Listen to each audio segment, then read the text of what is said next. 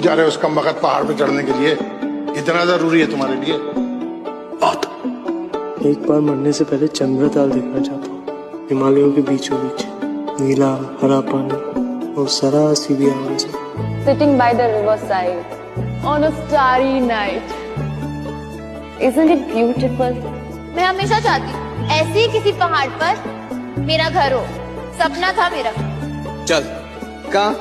चलो भाग जाते हैं, कट लेते हैं यहाँ से और एक ब्यूटीफुल सा घर बनाते हैं किसी पहाड़ पर। इन पहाड़ों पे दो किस्म के लोग आते हैं, एक जो खुद की तलाश में है और दूसरे जिन्हें उसकी तलाश है।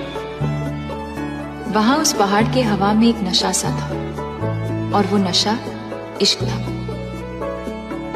तो बस अगली बार से मन में कोई भी सवाल उठे ना तो बैग पैक तैयार करो और बस निकल जाओ इन खूबसूरत वादियों में।